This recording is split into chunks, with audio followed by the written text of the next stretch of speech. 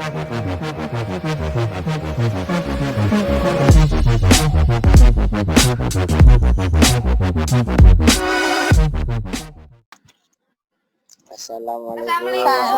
warahmatullahi wabarakatuh. Saya Ayesha Tova di sini sebagai host dan teman saya yaitu Oktaviani Cahya, Meutiara, Andi, Mario, dan Sonia Bridis. Di sini kita akan membahas topik penyebaran berita proklamasi kemerdekaan dan dukungan rakyat terhadap proklamasi kemerdekaan Indonesia. Oke, mari kita lanjut ke isinya. Penyebaran berita proklamasi kemerdekaan. Sebelum teks proklamasi kemerdekaan dibacakan, Muhammad Hatta sudah memerintahkan BM Dia untuk memperbanyak dan menyebarkan salinan teks proklamasi ke seluruh daerah. Pada tanggal 17 Agustus 1945, teks proklamasi telah sampai ke tangan Weidan B. Palanewen, Kepala radio di kantor berita Dome. Beliau segera memerintahkan F. Bush, seorang Markonis, untuk menyiarkan berita proklamasi 3 kali berturut-turut.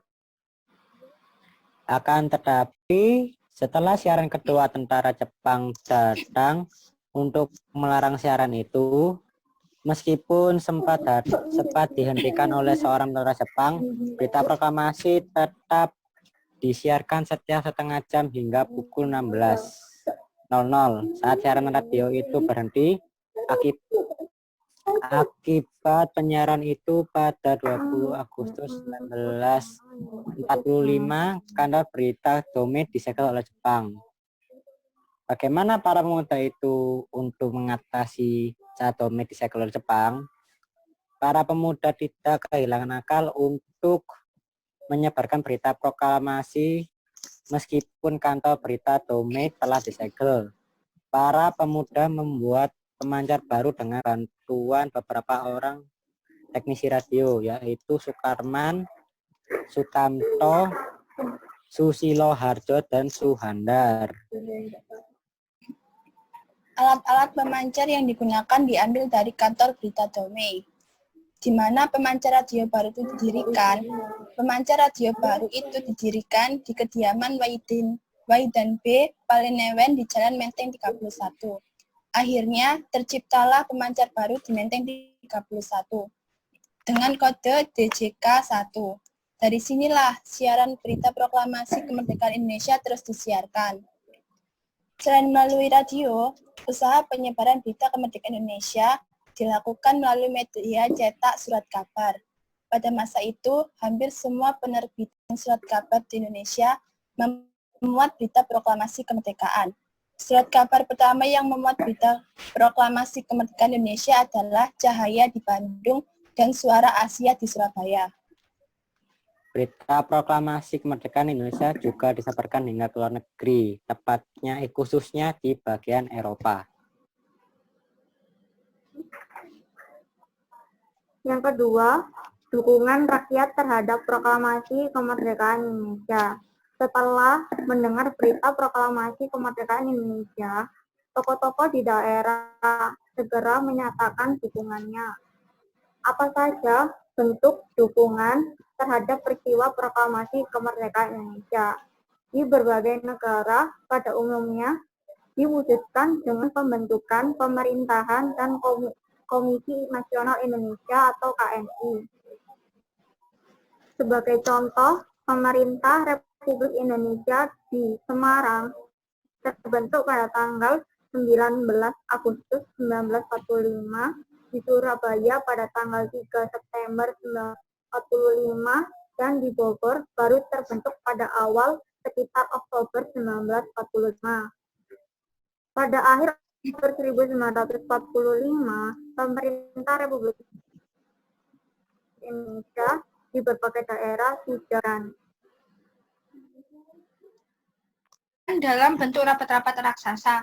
Kapan dilaksanakannya rapat raksasa di lapangan Ikada? Pada tanggal 19 September 1945, rakyat Jakarta menyelenggarakan rapat raksasa di lapangan Ikada Monas. Rapat IKADA dilaksanakan memperingati 1 bulan proklamasi kemerdekaan Indonesia dan menunjukkan dukungan penuh kepada pemerintah Republik Indonesia yang baru berdiri. Siapakah yang menghadiri rapat IKADA? Rapat IKADA dihadiri oleh Soekarno, Hatta, sejumlah menteri negara, serta ribuan rakyat yang membawa bendera merah putih dan poster dukungan kepada Republik Indonesia. Dalam rapat IKADA, rakyat menuntut kebulatan untuk mengisi kemerdekaan Indonesia. Rakyat juga bertekad menunjukkan kepada dunia bahwa kemerdekaan Indonesia bukan hadiah dari Jepang. Kenapa rapat tersebut hanya berlangsung dalam waktu yang sangat singkat? Karena Jepang telah mengarahkan pasukan dengan persenjataan lengkap. Soekarno pun memberikan pesan singkat, yaitu meminta dukungan dan kepercayaan rakyat terhadap pemerintahan Republik Indonesia, menuntut rakyat untuk mematuhi kebijakan, dan memerintahkan rakyat bubar dan meninggalkan lapangan dengan tenang. Sekian diskusi dari kelompok kami mengenai penyebaran berita proklamasi kemerdekaan dan dukungan rakyat terhadap proklamasi kemerdekaan Indonesia. Jika ada salah kata, mohon dimaklumi. Sekian dari kelompok kami. Assalamualaikum. Assalamualaikum Warahmatullahi wabarakatuh.